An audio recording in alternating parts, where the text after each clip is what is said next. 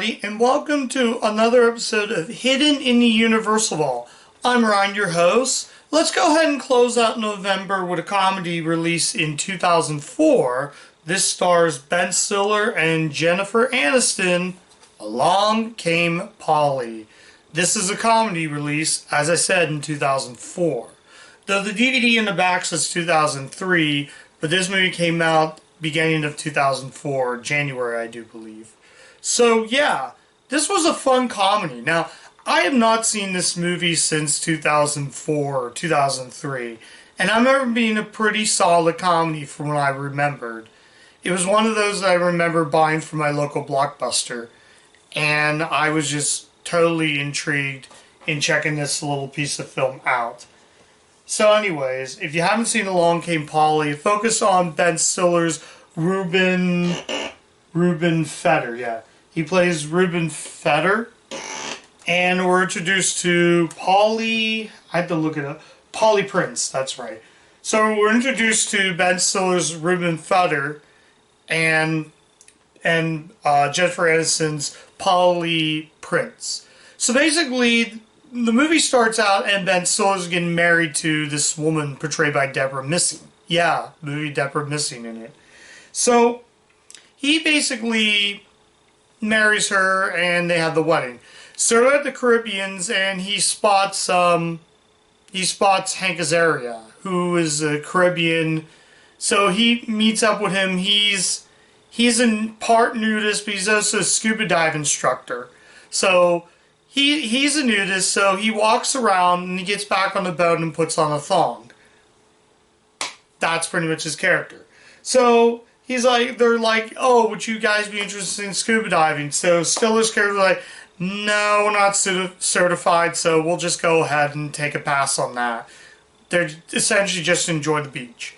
So basically, turns out that his wife, they're on their honeymoon, says, you know what, I'll go ahead and go with him and go deep sea diving, and you can stick around. It's like, oh, why don't you join? Nah, that's okay, I gotta do some errands anyways. So, yeah. So, he gets dinner ready and he gets some champagne because they're gonna have a glass. But, problem is, the both of them are making whoopee and he drops the glass and he's through with that. So he gets so mad, drives the car off the bank. It's pretty funny. So Hank Azaria has to drive him to the airport to get back to, I believe, New York City. Something like that. So, interesting enough, his boss is Alec Baldwin. Yeah, I've covered Cat in the Hat with Alec Baldwin. Now I'm covering this. And he's his boss. But we're introduced to another guy, another person he meets. His second boss, played by Brian Brown. Now, I did cover Brian Brown in Gorillas in the Mist, so I'm covering another movie with him in it. So, basically, that's the run of his character. He meets him up there. It says he's parachuting off there. It's like, wait, don't go. It's like, shit. That kind of thing. And then he's talking to Jen Aniston. They meet in high school. Yeah, they met in middle school, high school. So, they go on a date. They go to an underground salsa club, which he learns how to salsa dance. He's crappy at it, talks to another guy in the bathroom.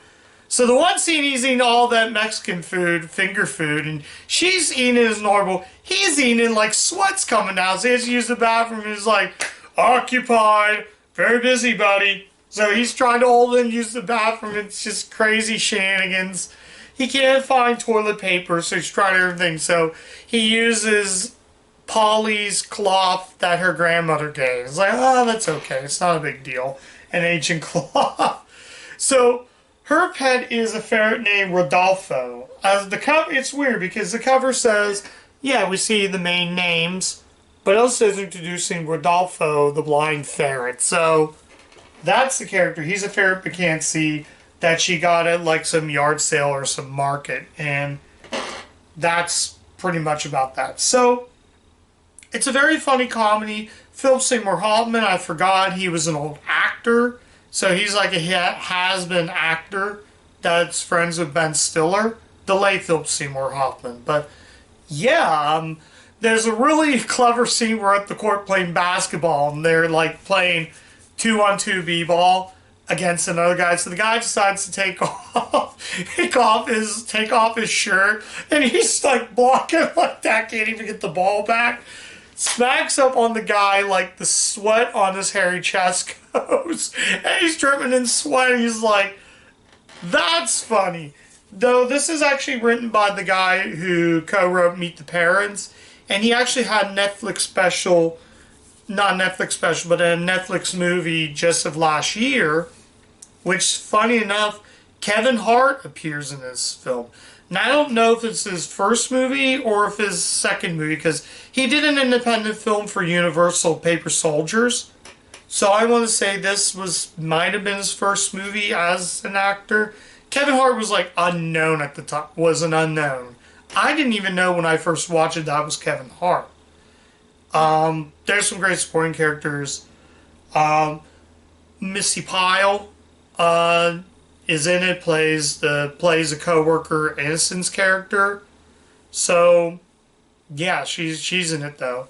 So lots of, like I said, lots of really good actors. Very fun movie. I don't really have much to say about it. The ending is just an out of place ending. It's a fun ending. It's a great romantic comedy. I think the humor works well, though some parts I didn't think the humor worked well. But there's enough that made me laugh. I wasn't bored with this movie. Again, like I said, I have not seen this since 2004. So it's been years since I've seen it. But I've seen it. I just haven't watched it in years. So yeah, is there any negatives, I should say? It's real hard to say negative when it comes to a comedy. I think, I don't really have much to say. I can't spot really any negatives, although I will say I wish Kevin Hart had more screen time, but he was like his camera guy, and the scenes where he says he broke up with her, everybody knows, and he doesn't like that, so he's annoyed. I just wish Kevin Hart had more screen time. But this is a pretty funny movie. This made me laugh, and which it had enough laughs to make me keep this movie. And we got that. Special features are Rodolfo Goes to Hollywood, which actually has Jim Murray before Inside Edition. So Jim Murray interviews Rodolfo, which isn't really much, more like a mockumentary. We got Cutting Room Floor, which is the lead scenes, haven't watched. Outtakes, which are called do-overs. Making a movie I did watch. I did watch the original opening. So, yeah, in terms of disc art, it's kind of disc art. It's more clear, but you do get the ferret on the disc, which I think is real nice. I had a widescreen disc, but I decided I didn't have the movie. I can't find that, so I got it again in full screen because I haven't watched the movie in full screen. So get all the ads. There's a Field of Dreams 2-disc edition trailer on there, and a bunch of other movies. I think I have most of these. I think I do. I don't think I have Dazed and Confused and Reality Bites, which I do own in a collection. I will get to that at some point. So, Field of Dreams I did cover on the channel. So, yeah, I liked it. So, yeah. It's PG-13. I forgot to mention who else produces. I forgot to mention the director. It is written and directed by John Hamburg, whose next film after this would be the comedy I Love You Man, which he would direct that. He also wrote a lot of the Ben Stiller comedies. Like I said, he'll go on direct Kevin Hart in the Netflix film. He also wrote Night School, which I didn't even know that. Night School was really good. I do have that movie in the collection, but I haven't got around to reviewing it. But I have seen it before. But in terms of this movie, yeah, I think we're going to, before I run out of battery power, let's go ahead and get to the final verdict. Final verdict, should you see Along Came Polly? Yes, I can highly recommend this. This is a comedy classic, indeed. Now, if I've never seen this movie before, this might go on my top list. I'm going to have to think about it, but the movie is funny. The movie's well acted, well written. Ben Stiller's a hoot. Jennifer Aniston's very charming in this movie. Hank Azaria, who acted with Stiller in Mystery Men. I think I covered that on the channel. I'm not really sure. But they were united in this, and yeah, it's kind of interesting. Philip Seymour Hoffman. I'm surprised how much he can do a comedy or a dramedy at times, but more than less a comedy. But I enjoyed it. I liked it. I can recommend it. Definitely a thumbs up for me on that. So, do I really want to do ratings?